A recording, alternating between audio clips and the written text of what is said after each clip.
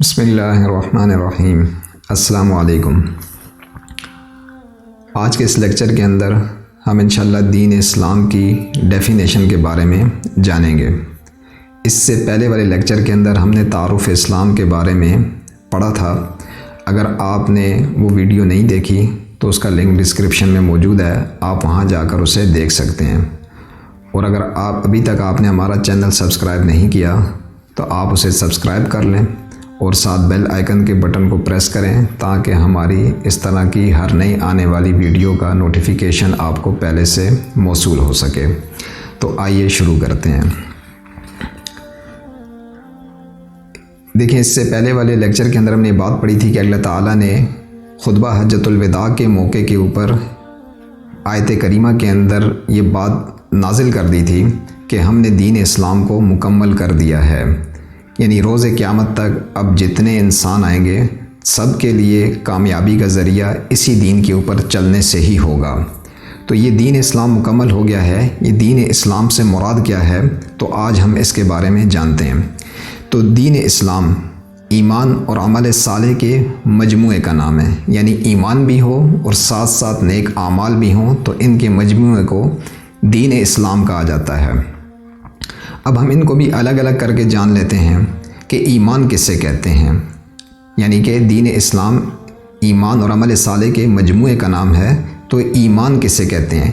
ایمان کہتے ہیں اللہ تعالیٰ کی وحدانیت، رسالت اور آخرت کے دن کا زبان سے اقرار کرنا اور دل سے اس کا یقین کرنا، یا آپ دوسرے الفاظ میں بھی اسے یاد رکھ سکتے ہیں کہ اللہ تعالیٰ کے ایک ہونے، رسولوں کے سچ ہونے اور آخرت کے دن کے حق ہونے کا زبان سے اقرار کرنا اور دل سے اس کا یقین کرنا ایمان کہلاتا ہے۔ اور عمل صالح کسے کہتے ہیں؟ جو دین اسلام کا دوسرا جز ہے، یعنی کہ اسلام کی روح سے ایمان کی بنیاد پر اللہ تعالیٰ کے احکام کو بجا لانا، اللہ تعالیٰ کے احکام کی پیروی کرنا عمل صالح کہلاتا ہے۔ اس کے بعد ہم ان کی قسموں کے بارے میں جان لیتے ہیں کہ عمل صالح کی کتنی قسمیں ہیں۔ تو اس کی آپ کے سمجھنے کے لیے 3 اقسام بیان کی گئی ہیں۔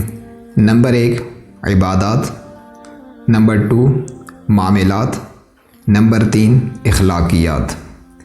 عبادات کا لغوی معنی جو نمبر 1 پر ہے، پہلی قسم عمل صالح کی، وہ ہے عاجزی کا اظہار کرنا۔ اور اصطلاحی تعریف یا اصطلاح میں کسے کہتے ہیں عبادات؟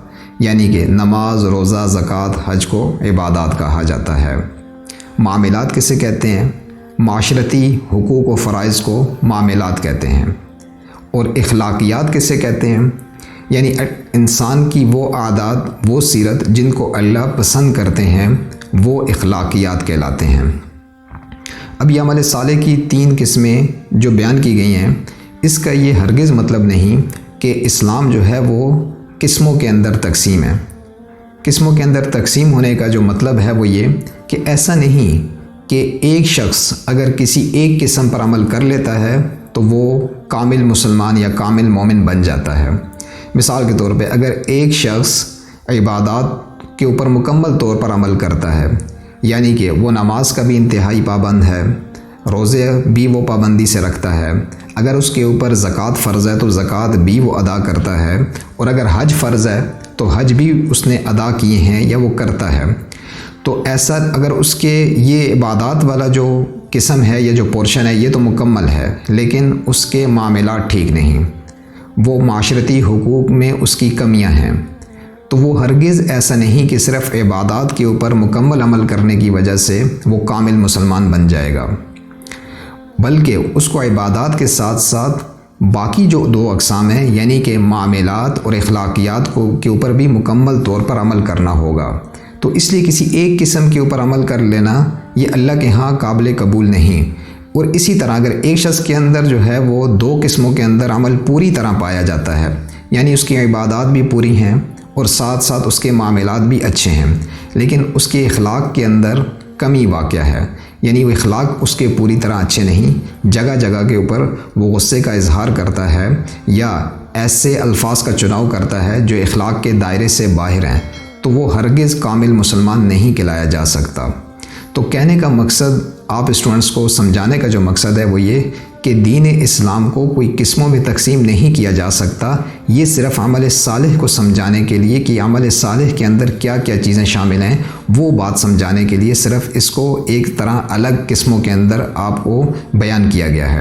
عمل صالح کے اوپر یعنی دین اسلام کے اوپر عمل کرنے کے لیے ان تینوں قسموں کے اوپر عمل کرنا ضروری ہے، اور کیونکہ اسلام ایک مکمل نظام حیات ہے اور حضور پاک صلی اللہ علیہ وسلم نے ہر معاملے کے اندر اپنے قول و عمل سے ہمیں یہ بات کر کے بتائی ہے اور دکھائی ہے کہ کیسے جو ہے وہ دین اسلام کے اوپر چلا جا سکتا ہے۔